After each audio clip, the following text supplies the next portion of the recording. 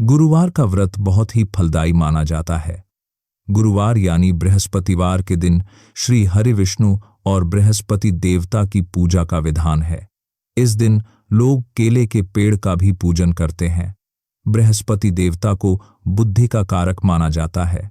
अग्नि पुराण के अनुसार गुरुवार का व्रत अनुराधा नक्षत्र युक्त गुरुवार से आरंभ करके लगातार 7 गुरुवार करना चाहिए।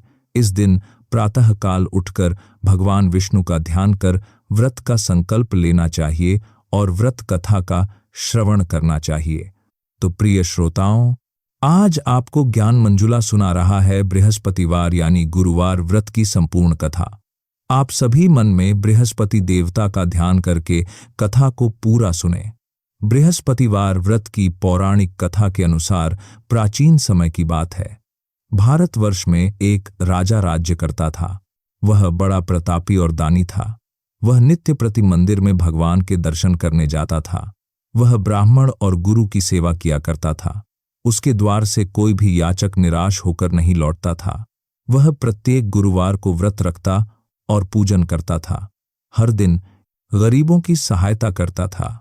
परंतु यह सब बातें उसकी रानी को अच्छी नहीं लगती थी। वह ना तो व्रत करती, ना ही किसी को एक भी पैसा दान में देती थी और राजा से भी ऐसा करने को मना किया करती थी। एक समय की बात है कि राजा शिकार खेलने वन को चले गए थे। घर पर रानी और दासी थी। उसी समय गुरु बृहस्पति साधु का रूप धारण करके राजा के दरवाजे पर भिक्षा मांगने आए। साधु ने रानी से भिक्षा मांगी तो वह कहने लगी, हे साधु महाराज, मैं इस दान और पुण्य से तंग आ गई हूं। इस कार्य के लिए तो मेरे पतिदेव ही बहुत हैं। अब आप ऐसी कृपा करें कि हमारा सारा धन नष्ट हो जाए और मैं आराम से रह सकूं। साधु रूपी बृहस्पति देव ने कहा, हे देवी, तुम बड़ी विचित्र हो। संतान और धन से कोई दुखी नहीं होता है, इसको तो सभी चाहते हैं। पापी भी पुत्र और धन की इच्छा करता है। अगर तुम्हारे पास धन अधिक है तो भूखे मनुष्यों को भोजन कराओ, प्याऊ लगवाओ, ब्राह्मणों को दान दो, धर्मशालाएं बनवाओ, कुआं, तालाब, बावड़ी, बाग, बगीचे आदि का निर्माण कराओ तथा निर्धनों की कुंवारी कन्याओं का विवाह कराओ और यज्ञ आदि करो। इस प्रकार के कर्मों से आपके कुल का और आपका नाम परलोक में सार्थक होगा और स्वर्ग की प्राप्ति होगी। किंतु रानी साधु की इन बातों से खुश नहीं हुई। उसने कहा, हे साधु महाराज, मुझे ऐसे धन की बिल्कुल आवश्यकता नहीं जिसको मैं अन्य लोगों को दान दूं या जिसको रखने और संभालने में ही मेरा सारा समय नष्ट हो जाए। तब साधु ने कहा, हे देवी, अगर तुम्हारी ऐसी ही इच्छा है तो जैसा मैं तुम्हें बताता हूं तुम वैसा ही करना। बृहस्पतिवार के दिन घर को गोबर से लीपना, अपने केशों को पीली मिट्टी से धोना, राजा से कहना वह दाढ़ी कटवाए, भोजन में मांस मदिरा खाना, कपड़ा धोबी के यहां धुलने देना। इस प्रकार 7 बृहस्पतिवार करने से तुम्हारा सब धन नष्ट हो जाएगा। ऐसा कहकर साधु महाराज रूपी बृहस्पति देव अंतर ध्यान हो गए। रानी ने साधु के कहे अनुसार 7 बृहस्पतिवार तक वैसा ही करने का विचार किया। साधु के बताए अनुसार कार्य करते हुए केवल 3 बृहस्पतिवार ही बीते थे कि उसकी समस्त धन संपत्ति नष्ट हो गई। भोजन के लिए दोनों समय परिवार तरसने लगा तथा सांसारिक भोगों से दुखी रहने लगा। तब वह राजा रानी से कहने लगा, हे रानी, तुम यहां पर रहो, मैं दूसरे देश को जाता हूं, क्योंकि यहां पर मुझे सभी मनुष्य जानते हैं, इसलिए मैं यहां कोई काम नहीं कर सकता। मैं परदेश जा रहा हूं, वहां कोई काम धंधा करूंगा, शायद हमारे भाग्य बदल जाए। ऐसा कहकर राजा परदेश चला गया। वह वहां जंगल से लकड़ी काट कर लाता और शहर में बेचता। इस तरह जीवन व्यतीत करने लगा। इधर राजा के बिना रानी और दासियां दुखी रहने लगी। किसी दिन भोजन मिलता और किसी दिन जल पीकर ही रह जाती। एक बार रानी और दासियों को 7 दिन तक बिना भोजन के रहना पड़ा तो रानी ने अपनी दासी से कहा, हे दासी, यहां पास के नगर में मेरी बहन रहती है। वह बड़ी धनवान है। तू उसके पास जा और वहां से 5 सेर बेजर मांग कर ले आ, जिससे कुछ समय के लिए गुजर हो जाएगा। दासी रानी की बहन के पास गई। रानी की बहन उस समय पूजा कर रही थी। दासी ने रानी की बहन से कहा, हे रानी, मुझे आपकी बहन ने भेजा है, मुझे 5 सेर बेजर दे दो। दासी ने यह बात अनेक बार कही, परंतु रानी की बहन ने कोई उत्तर नहीं दिया, क्योंकि उस समय वह बृहस्पतिवार की कथा सुन रही थी। जब दासी को रानी की बहन से कोई उत्तर नहीं मिला तो वह बहुत दुखी हुई, उसे क्रोध भी आया। वह लौटकर रानी से बोली, हे रानी, आपकी बहन तो बहुत ही घमंडी है, वह तो छोटे लोगों से बात भी नहीं करती। मैंने उससे बहुत बार कहा लेकिन उसने कोई उत्तर नहीं दिया। मैं वापस चली आई। रानी बोली, हे दासी, इसमें उसका कोई दोष नहीं है। जब बुरे दिन आते हैं तब कोई सहारा नहीं देता, अच्छे बुरे का पता विपत्ति में ही लगता है। अब तो जो ईश्वर की इच्छा होगी वही होगा, ये सब हमारे भाग्य का दोष है। उधर रानी की बहन ने सोचा कि मेरी बहन की दासी आई थी, परंतु मैं उससे नहीं बोली, इससे वह बहुत दुखी हुई होगी। अतः कथा सुनकर और विष्णु भगवान का पूजन समाप्त कर वह अपनी बहन के घर आई और कहने लगी, हे बहन, मैं बृहस्पतिवार का व्रत कर रही थी, तुम्हारी दासी हमारे घर गई थी, परंतु जब तक कथा होती है तब तक हम लोग ना उठते हैं और ना बोलते हैं, इसलिए मैं नहीं बोली। कहो, दासी क्यों गई थी? रानी बोली, बहन, हमारे घर अनाज नहीं था। वैसे तुमसे कोई बात छिपी नहीं है, इस कारण मैंने दासी को तुम्हारे पास 5 सेर बेजर लेने के लिए भेजा था। रानी की बहन बोली, बहन, देखो, बृहस्पति भगवान सबकी मनोकामनाएं पूर्ण करते हैं। देखो, शायद तुम्हारे घर में अनाज रखा हो।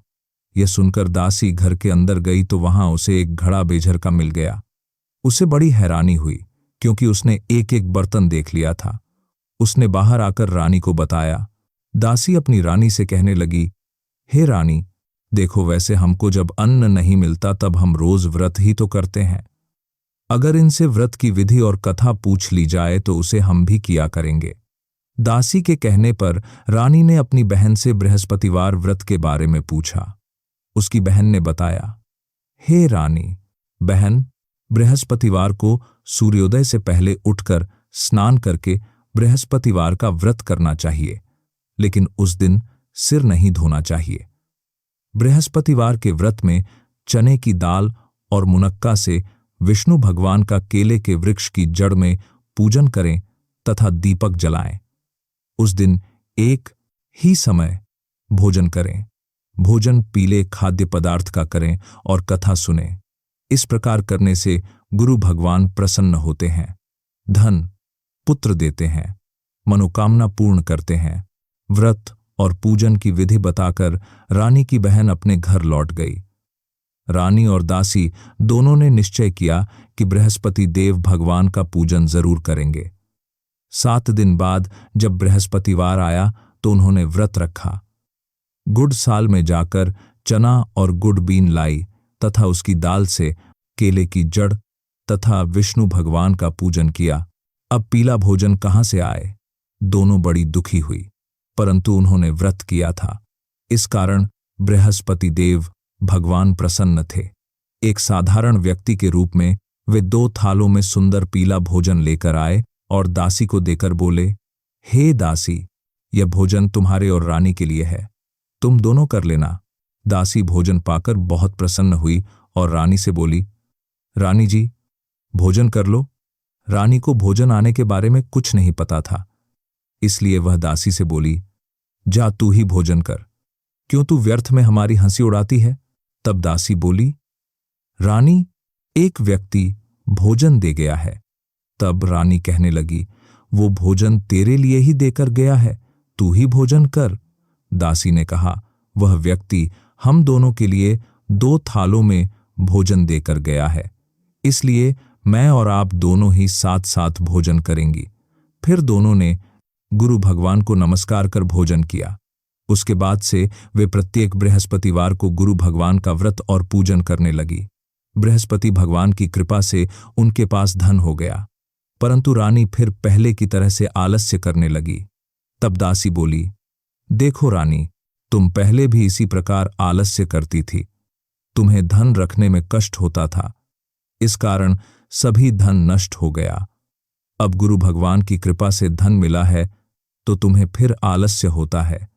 बड़ी मुसीबतों के बाद हमने यह धन पाया है, इसीलिए हमें दान पुण्य करना चाहिए।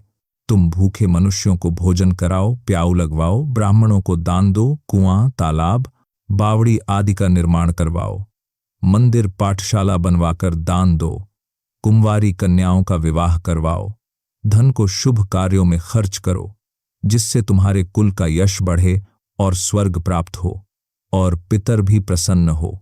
दासी की बात मानकर रानी ने इसी प्रकार के कर्म करने प्रारंभ कर दिए, जिससे उनका काफी यश फैलने लगा। एक दिन रानी और दासी आपस में विचार करने लगी कि न जाने राजा किस दशा में होंगे, उनकी कोई खोज खबर नहीं है। उन्होंने बृहस्पति देव से प्रार्थना की और तब भगवान ने रात्रि में राजा को स्वप्न में कहा, हे राजा, उठ, तेरी रानी तुझको याद करती है, अब अपने देश को वापस लौट जा। राजा प्रातःकाल उठकर जंगल से लकड़ियां काटकर लाने के लिए जंगल की ओर चल पड़ा। जंगल से गुजरते हुए वह सोचने लगा, रानी की गलती से उसे कितने दुख भोगने पड़े। राजपाट छोड़कर उसे जंगल में आकर रहना पड़ा। जंगल से लकड़ियां काटकर उन्हें बेचकर गुजारा करना पड़ा। उसी समय उस जंगल में बृहस्पति देव एक साधु का रूप धारण करके आए और राजा के पास आकर बोले, हे लकड़हारे, तुम इस सुनसान जंगल में किस चिंता में बैठे हो, मुझे बतलाओ। यह सुनकर राजा की आंखों में आंसू भर आए और साधु की वंदना करके वह बोला, हे प्रभु, आप सब कुछ जानने वाले हैं। ऐसा कहकर राजा ने साधु को अपनी संपूर्ण कथा सुना दी। महात्मा दयालु होते हैं। वे राजा से बोले, हे राजा, तुम्हारी पत्नी ने बृहस्पति देव के प्रति अपराध किया था, जिसके कारण तुम्हारी यह दशा हुई। अब तुम किसी प्रकार की चिंता मत करो, भगवान तुम्हें पहले से अधिक धन देंगे। देखो, तुम्हारी पत्नी ने बृहस्पतिवार का व्रत करना प्रारंभ कर दिया है। अब तुम भी बृहस्पतिवार का व्रत करके चने की दाल और गुड़ जल के लोटे में डालकर केले का पूजन करो, फिर कथा कहो या सुनो, भगवान तुम्हारी सब मनोकामनाओं को पूर्ण करेंगे। साधु को प्रसन्न देखकर राजा बोला, हे प्रभु, मुझे लकड़ी बेचकर इतना पैसा नहीं मिलता जिससे भोजन करने के उपरांत कुछ बचा सकूं, और मैंने रात्रि में अपनी रानी को व्याकुल देखा है। मेरे पास कोई साधन नहीं जिससे समाचार जान सकूं। फिर मैं बृहस्पति देव की क्या कहानी कहूं, मुझे तो कुछ भी नहीं मालूम है। साधु ने कहा, हे राजा, तुम किसी बात की चिंता मत करो। बृहस्पतिवार के दिन तुम रोजाना की तरह लकड़ियां लेकर शहर में जाओ। तुम्हें रोज से 2 गुना धन प्राप्त होगा, जिससे तुम भली भांति भोजन कर लोगे और बृहस्पति देव की पूजा का सामान भी आ जाएगा। बृहस्पतिवार की कथा इस सामान को बिल की कथा प्रकार है। प्राचीन काल में एक बहुत ही निर्धन ब्राह्मण था। उसकी कोई संतान नहीं थी। वह नित्य पूजा पाठ करता, परंतु उसकी पत्नी बहुत मलिनता के साथ रहती थी। वह ना तो स्नान करती और ना किसी देवता का पूजन करती थी। प्रातःकाल उठते ही सबसे पहले भोजन करती, बाद में कोई अन्य कार्य करती। ब्राह्मण देवता बहुत दुखी रहते थे। पत्नी को बहुत समझाते, किंतु कोई परिणाम नहीं निकलता। भगवान की कृपा से ब्राह्मण की पत्नी के कन्या उत्पन्न हुई। वह कन्या अपने पिता के घर में बड़ी होने लगी। वह बालिका प्रातः स्नान करके भगवान विष्णु का जप करती। वह बचपन से ही बृहस्पतिवार का व्रत भी करने लगी थी। पूजा पाठ समाप्त कर स्कूल जाती तो अपनी मुट्ठी में जौ भरकर ले जाती और पाठशाला जाने के मार्ग में डालती जाती। वही जौ सोने के हो जाते तो लौटते समय उनको बिनकर घर ले आती। एक दिन वह बालिका सूप में उन सोने के जौ को फटक कर साफ कर रही थी। तभी उसकी मां ने देख लिया और कहने लगी, हे बेटी, सोने के जौ को फटकने के लिए सोने का सूप होना चाहिए। दूसरे दिन गुरुवार था। उस कन्या ने व्रत रखा और बृहस्पति देव से प्रार्थना करके कहा, हे प्रभु, यदि मैंने सच्चे मन से आपकी पूजा की हो तो मुझे सोने का सूप दे दो। बृहस्पति देव ने उसकी प्रार्थना स्वीकार कर ली। रोजाना की तरह वह कन्या जौ फैलाती हुई पाठशाला चली गई। पाठशाला से लौटकर जब वह जौ बीन रही थी तो बृहस्पति देव की कृपा से उसे सोने का सूप मिला। उसे वह घर ले आई और उससे जौ साफ करने लगी, परंतु उसकी मां का वही ढंग रहा। एक दिन की बात है, वह कन्या सोने के सूप में जौ साफ कर रही थी। उस समय उस नगर का राजकुमार वहां से होकर निकला। इस कन्या के रूप और सोने के सूप में जौ को साफ करते देखकर वह उस कन्या पर मोहित हो गया। राजमहल आकर वह भोजन तथा जल त्याग कर उदास होकर लेट गया। राजा को जब राजकुमार द्वारा अन्न जल त्यागने का समाचार मिला तो अपने मंत्रियों के साथ वह अपने पुत्र के पास आए और बोले, हे बेटा, तुम्हें किस बात का कष्ट है? किसी ने अपमान किया है अथवा कोई और कारण है? मुझे बताओ, मैं वही करूंगा जिससे तुम्हें प्रसन्नता हो। तब राजकुमार ने अपने पिता की बातें सुनी और बोला, मुझे आपकी कृपा से किसी बात का दुख नहीं है। किसी ने मेरा अपमान नहीं किया है, परंतु मैं उस लड़की के साथ विवाह करना चाहता हूं जो सोने के सूप में जौ साफ कर रही थी। यह सुनकर राजा आश्चर्य में पड़ गया और बोला, हे बेटा, हे बेटा, हे बेटा, हे बेटा, इस तरह की कन्या का पता तुम ही लगाओ। मैं उसके साथ तुम्हारा विवाह अवश्य ही करवा दूंगा। राजकुमार ने राजा को उस लड़की के घर का पता बतलाया। मंत्री उस लड़की के घर गया और राजा का आदेश ब्राह्मण को सुनाया। कुछ ही दिन बाद ब्राह्मण की कन्या का विवाह राजकुमार के साथ संपन्न हो गया। कन्या के घर से जाते ही उस ब्राह्मण देवता के घर में पहले की तरह गरीबी का वास हो गया। अब भोजन के लिए भी अन्न बड़ी मुश्किल से मिलता था। एक दिन दुखी होकर ब्राह्मण अपनी पुत्री से मिलने गया। बेटी ने पिता की दुखी अवस्था को देखा और अपनी मां का समाचार पूछा। ब्राह्मण देवता ने सभी हाल कह सुनाया। तब कन्या ने बहुत सारा धन देकर अपने पिता को विदा कर दिया। इस तरह ब्राह्मण का कुछ समय सुखपूर्वक बीता, लेकिन कुछ दिन बाद फिर वही हाल हो गया। ब्राह्मण फिर अपनी कन्या के यहां गया और सभी हाल कहा तो पुत्री कहने लगी, हे पिताजी, अब माताजी को यहां लिवा लाओ। मैं उन्हें वह विधि बता दूंगी जिससे गरीबी दूर हो जाए। अब ब्राह्मण देवता अपनी पत्नी को साथ लेकर अपनी पुत्री के पास राजमहल में पहुंचे तो पुत्री अपनी मां को समझाने लगी, हे मां, तुम प्रातःकाल उठकर प्रथम स्नान आदि करके विष्णु भगवान का पूजन करो तो सब दरिद्रता दूर हो जाएगी। परंतु उसकी मां ने उसकी एक बात नहीं मानी। वह प्रातःकाल उठकर अपनी पुत्री का बचा झूठन खा लेती थी। एक दिन उसकी पुत्री को बहुत गुस्सा आया। उसने एक रात औशरी से सारा सामान निकाल दिया और उसमें अपनी मां को बंद कर दिया। प्रातः उसमें से निकाला और स्नान आदि करा के पूजा पाठ करवाया तो उसकी मां की बुद्धि ठीक हो गई। इसके बाद वह नियम से पूजा पाठ करती और प्रत्येक बृहस्पतिवार को व्रत करने लगी। इस व्रत के पुण्य प्रभाव से उसकी मां भी बहुत धनवान हो गई और बृहस्पति देवता के प्रभाव से स्वर्ग को गई। वह ब्राह्मण भी सुखपूर्वक इस लोक का सुख भोग कर स्वर्ग को प्राप्त हुए। इस तरह कहानी कहकर साधु महाराज वहां से लुप्त हो गए। धीरे धीरे समय बीतने पर फिर बृहस्पतिवार का दिन आया। राजा जंगल से लकड़ी काटकर किसी शहर में बेचने गए। उसे उस दिन और दिनों से अधिक धन मिला। राजा ने चना, गुड़ आदि लाकर बृहस्पतिवार का व्रत किया। उस दिन से उसके सभी क्लेश दूर हुए। परंतु जब अगला गुरुवार का दिन आया तो वह बृहस्पतिवार का व्रत करना भूल गया। इस कारण बृहस्पति भगवान नाराज हो गए। उस दिन उस नगर के राजा ने विशाल यज्ञ का आयोजन किया तथा अपने समस्त राज्य में घोषणा करवा दी कि कोई भी मनुष्य अपने घर में भोजन ना बनाए और आग भी ना जलाए। समस्त जनता मेरे यहां भोजन करने आए। इस आज्ञा को जो ना मानेगा उसको फांसी की सजा दी जाएगी। राजा की आज्ञा अनुसार राज्य के सभी निवासी राजा के भोज में सम्मिलित हुए, लेकिन लकड़हारा कुछ देर से पहुंचा, इसीलिए राजा उसको अपने साथ महल में ले गए। जब राजा लकड़हारे को भोजन करा रहे थे तो रानी की दृष्टि उस खूंटी पर पड़ी जिस पर उसका हार लटका हुआ था।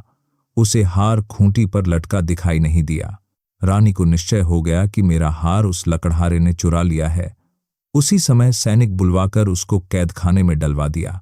जब लकड़हारा कारागार में पड़ गया तो बहुत दुखी होकर विचार करने लगा कि न जाने कौन से पूर्व जन्म के कर्म से मुझे यह दुख प्राप्त हुआ है, और उसी साधु को याद करने लगा जो जंगल में मिला था। तत्काल बृहस्पति देव साधु के रूप में प्रकट हो गए और उसकी दशा को देखकर कहने लगे, अरे मूर्ख, तूने बृहस्पति देवता की कथा नहीं की। इस कारण तुझे दुख प्राप्त हुआ है। अब चिंता मत कर। बृहस्पतिवार के दिन कारागार के दरवाजे पर 4 पैसे पड़े मिलेंगे। उनसे तू बृहस्पति देव की पूजा करना तो तेरे सभी कष्ट दूर हो जाएंगे। अगले बृहस्पतिवार उसे कारागार के द्वार पर 4 पैसे पड़े मिले। राजा ने पूजा का सामान मंगवाकर कथा कही और प्रसाद बांटा। उसी रात्रि को बृहस्पति देव ने उस नगर के राजा को स्वप्न में कहा, हे राजा, तूने जिस आदमी को कारागार में बंद करा दिया है वह निर्दोष है, वह राजा है, उसे छोड़ देना। रानी का हार उसी खूंटी पर लटका हुआ है। अगर तू ऐसा नहीं करेगा तो मैं तेरे राज्य को नष्ट कर दूंगा। राजा प्रातः काल उठा और खूंटी पर हार टंगा देखकर लकड़हारे को बुलाकर क्षमा मांगी तथा राजा के योग्य सुंदर वस्त्र आभूषण भेंट कर उसे विदा किया। गुरुदेव की आज्ञा अनुसार राजा अब अपने नगर को चल दिया। राजा जब नगर के निकट पहुंचा तो उसे बड़ा ही आश्चर्य हुआ। नगर में पहले से अधिक बाग, तालाब और कुएं तथा बहुत सी धर्मशाला, मंदिर आदि बने हुए हैं। राजा ने पूछा कि यह किसका बाग और धर्मशाला है। तब नगर के सब लोग कहने लगे, यह सब रानी और दासी द्वारा बनवाए गए हैं। राजा को आश्चर्य हुआ और गुस्सा भी आया। जब रानी ने खबर सुनी कि राजा आ रहे हैं तो उसने अपनी दासी से कहा, हे दासी, देख राजा हमको कितनी बुरी हालत में छोड़ गए थे। वह हमारी ऐसी हालत देखकर लौट ना जाए, इसलिए तू दरवाजे पर खड़ी हो जा। रानी की आज्ञा अनुसार दासी दरवाजे पर खड़ी हो गई। जब राजा आए तो उन्हें अपने साथ महल में लिवा लाई। तब राजा ने क्रोध करके अपनी तलवार निकाली और पूछने लगा, बताओ यह धन तुम्हें कैसे प्राप्त हुआ है। तब रानी ने बताया, हमें यह सब धन बृहस्पति देव के व्रत के प्रभाव से प्राप्त हुआ है। राजा ने तब निश्चय किया कि 7 रोज बाद तो सभी बृहस्पति देव का पूजन करते हैं, परंतु मैं रोजाना दिन में 3 बार कथा कहा करूंगा तथा रोज व्रत किया करूंगा। अब हर समय राजा के दुपट्टे में चने की दाल बंधी रहती तथा दिन में 3 बार वह कथा कहता। एक दिन राजा ने विचार किया कि चलो अपनी बहन के यहां हो आएं। इस तरह का निश्चय कर राजा घोड़े पर सवार होकर अपनी बहन के यहां चल पड़ा। रास्ते में उसने देखा कि कुछ आदमी एक मुर्दे को लिए जा रहे हैं। उन्हें रोककर राजा कहने लगा, अरे भाइयों, मेरी बृहस्पतिवार की कथा सुन लो। वे बोले, लो, हमारा तो आदमी मर गया है, इसको अपनी कथा की पड़ी है। परंतु कुछ आदमी बोले, अच्छा कहो, हम तुम्हारी कथा भी सुनेंगे। राजा ने दाल निकाली और कथा कहनी शुरू कर दी। जब कथा आधी हुई तो वह मुर्दा हिलने लगा, और जब कथा समाप्त हुई तो राम राम करके वह मनुष्य खड़ा हो गया। राजा आगे बढ़ा। उसे चलते चलते शाम हो गई। आगे मार्ग में उसे किसान खेत में हल चलाता मिला। राजा उससे बोला, अरे भैया, तुम मेरी बृहस्पतिवार की कथा सुन लो। किसान बोला, जब तक मैं तेरी कथा सुनूंगा तब तक 4 हरैया जोत लूंगा। जा अपनी कथा किसी और को सुनाना। राजा आगे चलने लगा। राजा के हटते ही बैल पछाड़ खाकर गिर गए तथा किसान के पेट में बहुत जोर से दर्द होने लगा। उसी समय किसान की मां रोटी लेकर आई। उसने जब यह देखा तो अपने पुत्र से सब हाल पूछा। बेटे ने सभी हाल बता दिया। बुढ़िया दौड़ी दौड़ी उस परता था। घुड़सवार के पास गई और उससे बोली, मैं तेरी कथा सुनूंगी, तू अपनी कथा मेरे खेत पर ही चलकर कहना। राजा ने लौटकर बुढ़िया के खेत पर जाकर कथा कही, जिसके सुनते ही बैल खड़े हो गए और किसान के पेट का दर्द भी बंद हो गया। अब राजा अपनी बहन के घर पहुंच गया। बहन ने भाई की खूब मेहमानी की। दूसरे दिन प्रातःकाल राजा जगा तो देखने लगा कि सब लोग भोजन कर रहे हैं। राजा ने अपनी बहन से पूछा कि ऐसा कोई मनुष्य है जिसने भोजन ना किया हो जो मेरी बृहस्पतिवार की कथा सुन ले। तो बहन बोली, हे भैया, यह देश ऐसा ही है। पहले यहाँ के लोग भोजन करते हैं, बाद में अन्य कोई काम करते हैं। अगर पड़ोस में कोई हो तो देखकर आती हूं। ऐसा कहकर बहन देखने चली, परंतु उसे कोई भी ऐसा व्यक्ति नहीं मिला जिसने भोजन नहीं किया हो। फिर वह एक कुम्हार के घर गई जिसका लड़का बीमार था। उसे पता चला कि उसके यहाँ 3 दिन से किसी ने भोजन नहीं किया है। रानी ने अपने भाई की कथा सुनने के लिए कुम्हार से कहा तो वह तैयार हो गया। तब राजा ने जाकर बृहस्पतिवार की कथा कही, जिसको सुनकर उसका लड़का ठीक हो गया। अब तो राजा की सलानदिंग एक हसबीट प्रशंसा होने लगी। एक दिन राजा ने अपनी बहन से कहा, हे बहन, अब मैं अपने घर जाऊंगा, तुम भी तैयार हो जाओ। राजा की बहन ने अपनी सास से अपने भाई के साथ जाने की आज्ञा मांगी तो सास बोली, चली जा, परंतु अपने लड़कों को मत ले जाना, क्योंकि तेरे भाई की कोई संतान नहीं होती है। बहन ने अपने भाई से कहा, हे भैया, मैं तो चलूंगी, परंतु कोई बालक नहीं जाएगा। राजा ने कहा, जब कोई बालक नहीं चलेगा तब तुम भी जाकर क्या करोगी? फिर दुखी मन से राजा अपने नगर को लौट आया। राजा ने अपनी रानी से कहा, हम निसंतान हैं, इसीलिए हमारे घर आना कोई पसंद नहीं करता, हम निर्वंशी राजा हैं। ऐसा कहकर वह बिना भोजन आदि किए शैया पर लेट गया। रानी बोली, हे प्रभु, बृहस्पति देव ने हमें सब कुछ दिया है, वे हमें संतान भी अवश्य देंगे। उसी रात बृहस्पति देव ने राजा को स्वप्न में कहा, हे राजा, उठ, सभी सोच त्याग दे, तेरी रानी गर्भ से है। राजा को यह जानकर बड़ी प्रसन्नता हुई। 9वें महीने रानी के गर्भ से एक सुंदर पुत्र पैदा हुआ। जब राजा की बहन ने यह शुभ समाचार सुना तो वह बहुत खुश हुई तथा बधाई लेकर अपने भाई के यहाँ आई। तभी रानी ने कहा, घोड़ा चढ़कर तो नहीं आई, गधा चढ़ी आई। राजा की बहन बोली, भाई, मैं इस प्रकार ना कहती तो तुम्हें संतान कैसे मिलती? बृहस्पति देव ऐसे ही हैं, जिसके मन में जो कामनाएं रहती है सभी को पूर्ण करते हैं। जो सद्भावना पूर्वक बृहस्पतिवार का व्रत करता है और कथा पढ़ता है अथवा सुनता है, दूसरों को सुनाता है, बृहस्पति देव उसकी सभी मनोकामनाएं पूर्ण करते हैं। बृहस्पति देव उनकी सदैव रक्षा करते हैं।